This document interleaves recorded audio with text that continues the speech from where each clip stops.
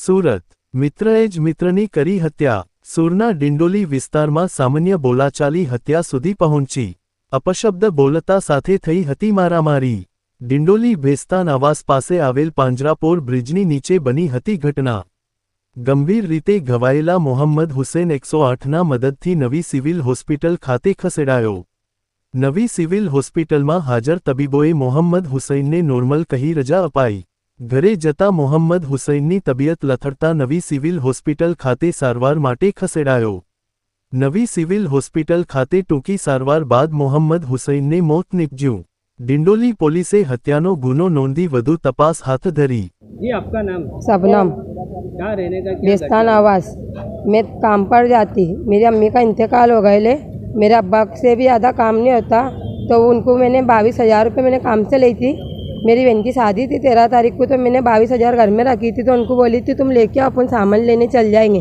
तो पैसे लेके निकले ना, तो उनका दोस्तार पैसे देख के उनको अड्डे पे लेके गया, पिलाया खिलाया, उनके साथ में लूटमार करा।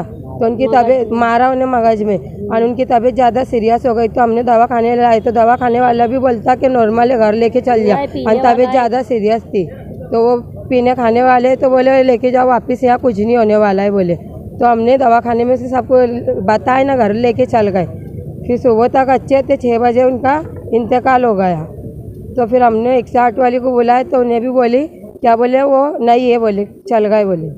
ये मारने वाला कौन था? राशिद था, वो बेस्तान आवास में रहता 145 में। आपको कैसे पता चला? ये हमने अड्डे पे बोले तो हमारे को मालूम पड़ा। किसने बताया आपको? हमारे उनके दोस्तार ने बताया ले, वो भी आइला है यहाँ। क्या मांगनी है आपकी? हमारे को कुछ इंसाफ चाहिए। तो कोई नहीं है हमारा, इंसाफ ही हो ना हमारे को। हमारा कोई नहीं है ना, मेरा बाप था वो भी चल गया, मेरा भाई छोटा है, हम 2 बहना ही है। हमारा कोई नहीं है करने वाला।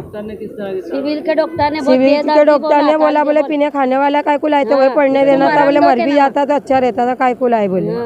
तो हमने फिर बताए, रजा लेके घर को लेके चल गए। फिर कोई ध्यान नहीं दे रहा था, तो सिविल वालों ने हाथ ही नहीं लगाए, नॉर्मल बोलकर भगा दिया। ज्यादा तबीयत सीरियस थी उनकी। મારું નામ મોહમ્મદ શેખ અકબર। એ આવ્યા 10:15 વાગે, અમારા બેઠા મને વાત કરી। પછી પેલા અમે ગમે તેમ બોલ્યું, પછી કે મારે 900 વાગે જવાનું છે। હવે એમને ગજમાં પૈસા હતા, 22-23 હજાર રૂપિયા હતા કે ભાઈ એને મારી દીકરીના લગ્ન હતા આગલા મહિના 15 તારીખમાં, બરાબર છે।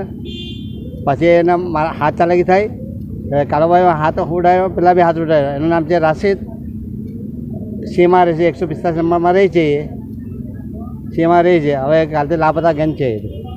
અને કેવી રીતે મારવામાં આવ્યો હતો અને ત્યારબાદ જે તમે સિવિલ હોસ્પિટલ લાવ્યા હતા? એ ભાઈ એ મને મેં ઘેરે લઈ ગયા, ત્રીજા માળા પર ઘેરે મૂકી આવ્યા। ત્યારબાદ હોશમાં મારી વાત કરી 1.5 કલાક। ભાઈ મેં 2 લીંબુ પીવડા, 4 બાટલા પાણી પીવડા ઠંડો। કાળો એ તો સારો છે કે આ રીતનો જ્યારે ઝઘડો થયો ત્યારે તમે કોને જાણ કરી? જાણ અડ્ડાવાળીએ બી કીધું કે આ ખોટી રીતે માર્યું હતું। એ આ ચાલક બંધો ને જ્યારે ખોટો માર્યો કે મરી જતે ત્યાં જે પડ્યો ને કાળો મિર્ચી। કયા વિસ્તારની ઘટના છે? આપણા આપણે ભેસ્તાન રેલવે પટ્ટી ખરી ને એ ત્યાં।